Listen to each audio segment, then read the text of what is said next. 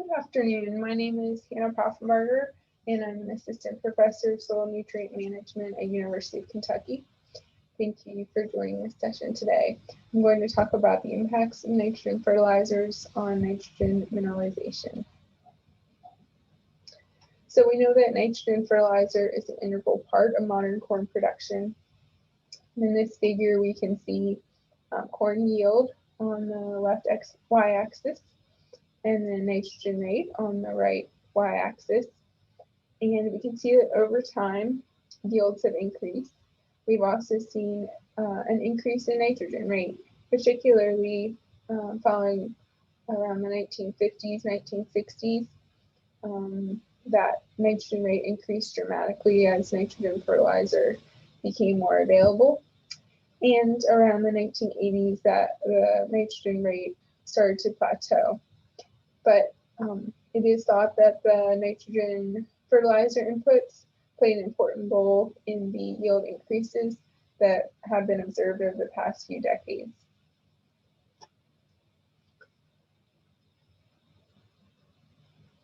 The effects of nitrogen fertilizer are pretty visible on corn yield and corn growth. We can see in the foreground here the yellower corn showing symptoms of nitrogen deficiency because it had not received any nitrogen, whereas the corn in the background is dark green, larger plants. It had received ample nitrogen and obviously produced more yield than that corn in the foreground that was much smaller and nitrogen stressed. But the effects of nitrogen fertilization on soil are not as obvious. We do know that with long-term nitrogen fertilization, we will see a decrease in soil pH over time, and that's important to address through liming. We tend to see a decrease in our vascular mycorrhizal fungi. Those are the fungi that form a symbiotic relationship with the corn roots, and that relationship is not as strong when there's plentiful nutrients around. We see that the nitrogen fertilizer increases overall plant biomass production, and that leads to more crop residue inputs going back into the soil. And we've seen inconsistent effects of nitrogen inputs on soil organic matter decomposition, positive and negative effects observed in different studies. So with this talk, I hope to address the question, what is the overall effect of nitrogen fertilization on soil organic matter, on fertilizer recovery, and on crop productivity? So we're going to talk through a number of studies that were conducted within these long-term crop rotation by nitrogen rate trials in Iowa. And these began in 1899 and went through 2016. These were initiated and managed by John Swear at Iowa State University.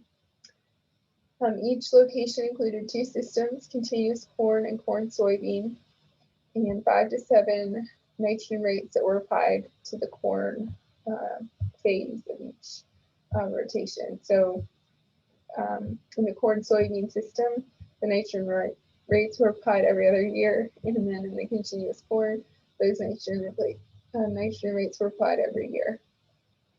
And all the sites were managed using conventional tillage. You can see there's 7 sites spread throughout Iowa. So these studies were used to develop nitrogen management recommendations that were integrated into the corn nitrogen rate calculator that's available online. And here you can see a summary of the results from those 7 nitrogen rate by crop rotation sites over 2000 to 2016, so 109 site years. We generally do see that corn yield responds positively to nitrogen rate, and corn following soybean tends to be more yield higher and require a little less nitrogen to achieve that optimum yield level than continuous corn. And I want to point out that AONR represents the agronomic optimum nitrogen rate, and that is the nitrogen rate that's needed to achieve the maximum yield. So we'll take a moment to discuss soil organic matter because this will be a theme in some of the following slides that we'll go through. So soil organic matter is composed of carbon, nitrogen, and other nutrients. Carbon is the dominant component, and often we'll use soil organic carbon to represent soil organic matter as a whole, and you'll see that I do that in this talk. The carbon to nitrogen ratio of soil organic matter is pretty consistent in agricultural soils, around 10 to 1. The amount of organic matter in the soil is going to be a balance of inputs through crop residue and things like animal manure, and outputs through decomposition.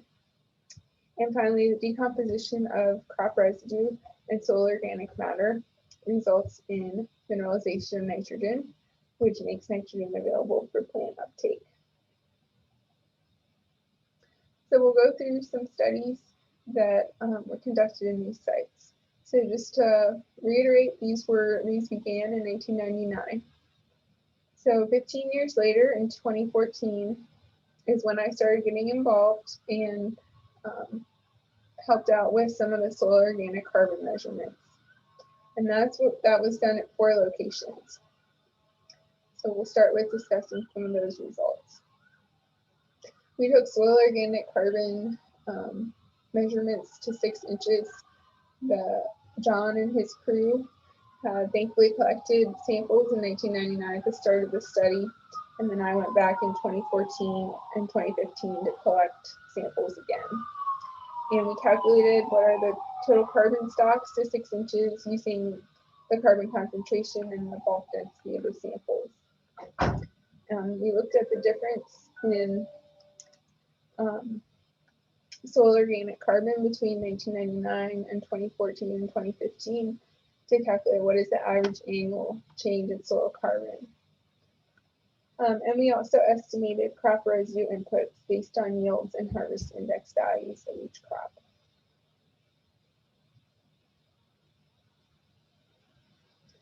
So first, we'll look at the continuous corn system.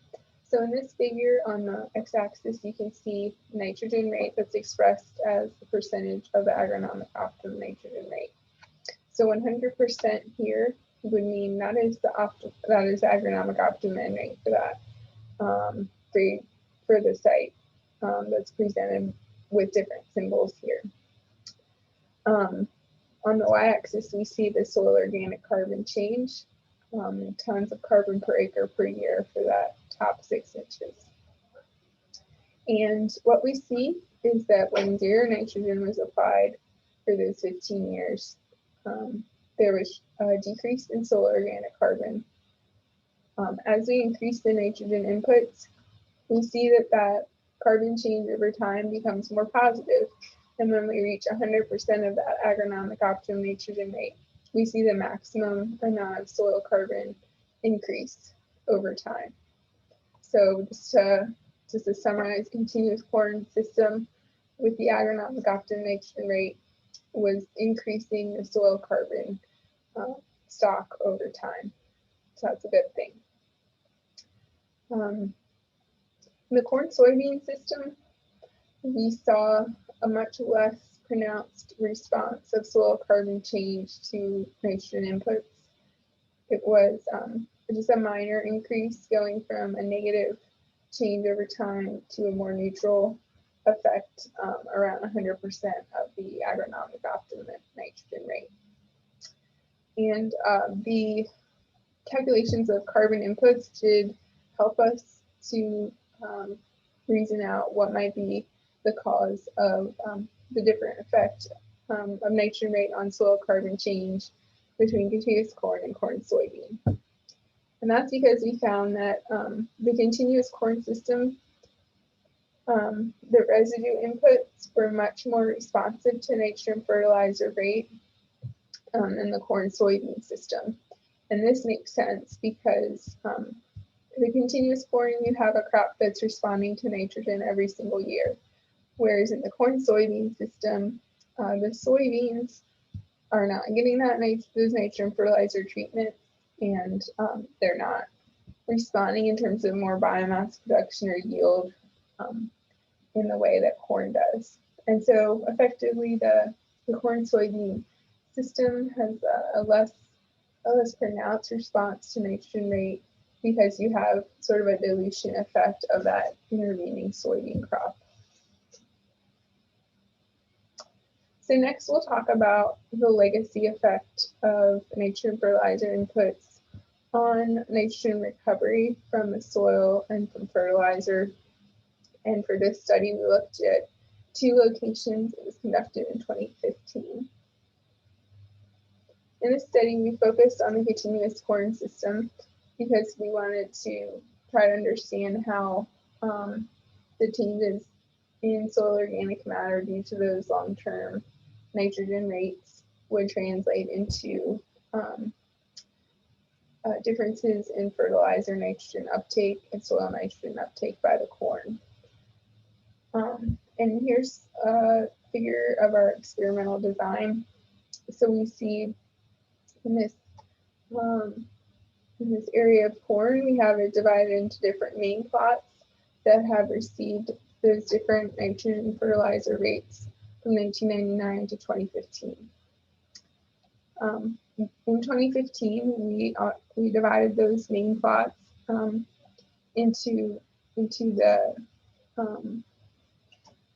optimum nitrogen subplot and a zero nitrogen subplot, and then the remainder of the plot received its historical nitrogen rate.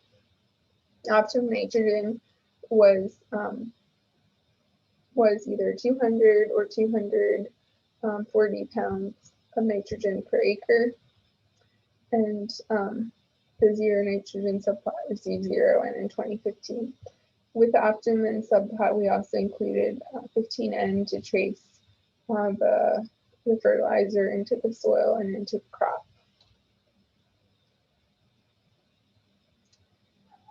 So this first figure is looking at the corn nitrogen uptake when 0 nitrogen was applied in 2015 in response to its historical nitrogen rates.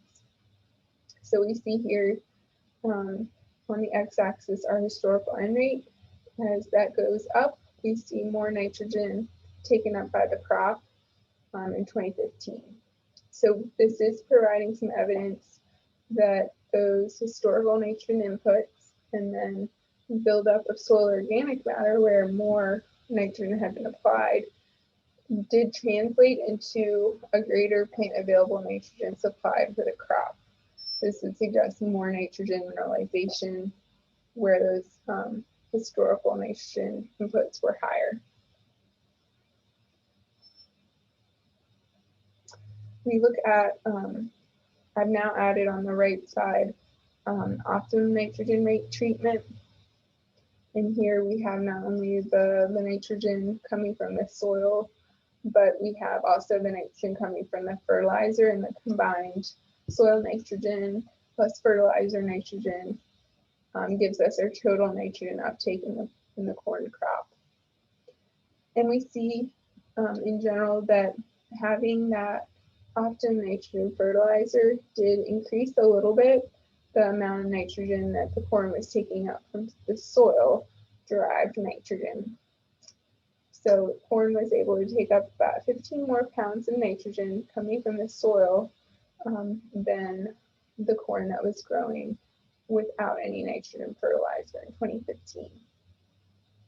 And another important thing to note, we did still see a slight positive trend even when the nitrogen fertilizer was applied, suggesting that this historical nitrogen inputs were beneficial for increasing nitrogen mineralization, even in the presence of a high amount of nitrogen fertilizer input in 2015. And finally, an important point here is that you can see the soil nitrogen uptake does make up a pretty good portion of the overall corn nitrogen uptake.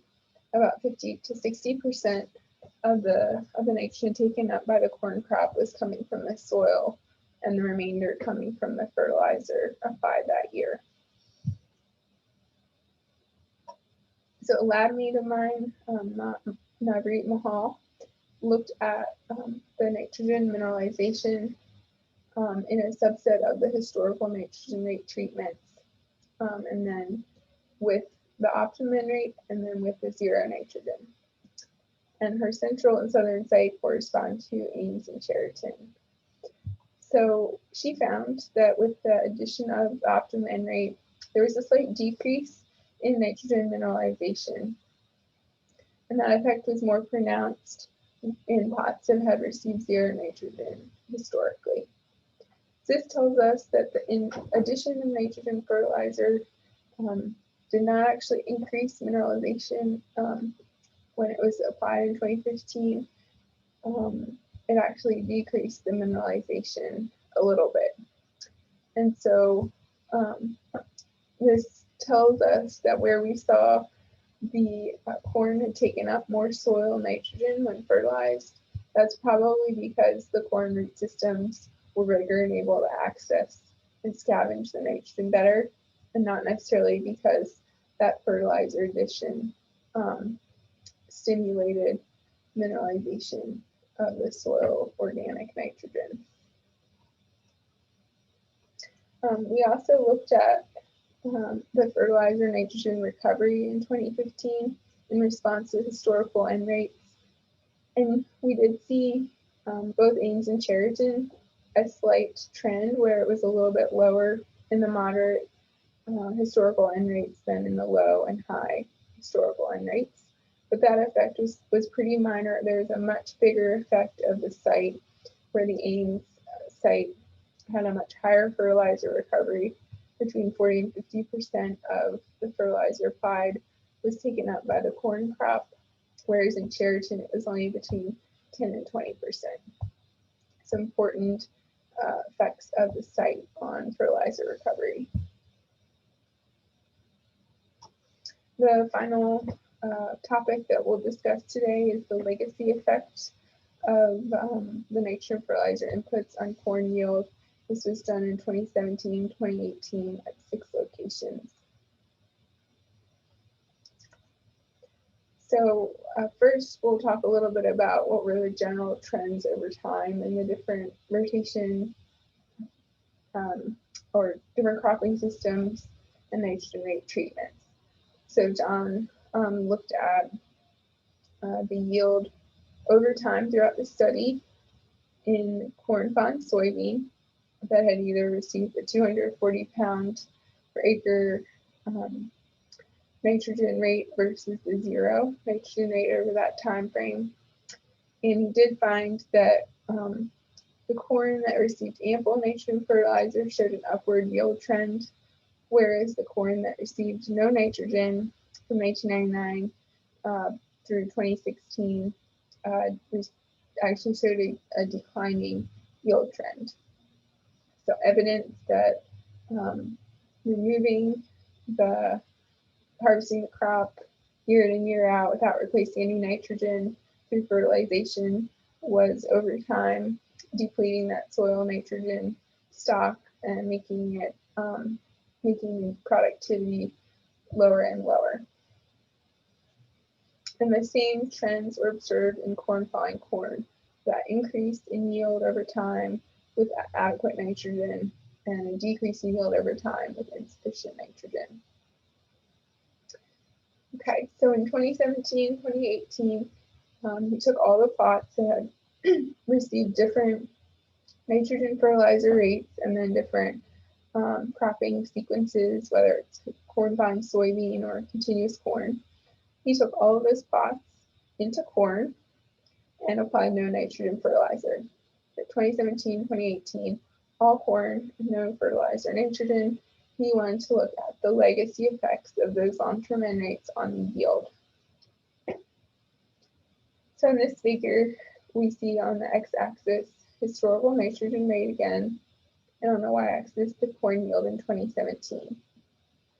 The black points here represent the corn-soybean system, where in 2017 corn was following soybean. The orange points represent the corn-soybean system, where in 2017 the corn was following corn. And blue represents the continuous corn system. So in 2017, the corn was following corn as it had been for the previous several years. And so he found that where corn was following soybean, there was no effect of the historical nitrogen rate on corn yield in 2017. Where corn was following corn, whether that was in a system that historically rotated with soybean or a system that had always been continuous corn, the effect was pretty similar, where the historical N rate led to an increase in corn yield, beginning around 80 pounds of nitrogen per acre or so. In 2018, he grew all the plots again with corn and no fertilizer. So the black points here represent 2 years of corn after soybean. The orange is 3 years of corn after a system that had been in corn soybean. And then the blue is 3 years of corn after a system that had been in continuous corn. And very minor effect of the historical nitrogen rate on the corn yield in 2018. So this tells us that while the nitrogen fertilizer inputs over the long term do affect soil organic matter and nitrogen mineralization, when you get a few years out, that effect is no longer very pronounced. You see that the long-term inputs of different nitrogen rates have not a very persistent effect on productivity. So to conclude, nitrogen fertilization increases crop yield and residue inputs to the soil. And it seems that it actually decreases soil organic matter mineralization, that direct effect of that nitrogen fertilizer application tends to slightly decrease the organic matter mineralization. So we have more carbon going into the system and a slightly lower rate of mineralization when we add the nitrogen. And those are going to combine to give us higher soil organic carbon. And then the positive effect of nitrogen fertilization and soil organic matter will translate to more nitrogen available to plants from the soil. So over time, the greater organic matter stocks will pump out more nitrogen that plants can take up. There was only a minor effect of the historical nitrogen rate on how efficiently the corn was able to recover fertilizer nitrogen. And finally, the increasing long-term nitrogen rate leads to greater corn yield without nitrogen, but that effect appears to be pretty short-lived. 2 years out of the study, the impact of the historical nitrogen rate was pretty subtle. So thank you very much for listening to this presentation. I'd like to acknowledge several folks at Iowa State, in particular Mike Castellano, John Sawyer, Dan Olk, Navreet Mahal, who were led a lot of the work that I presented today, as well as a number of other folks there and our funding agency.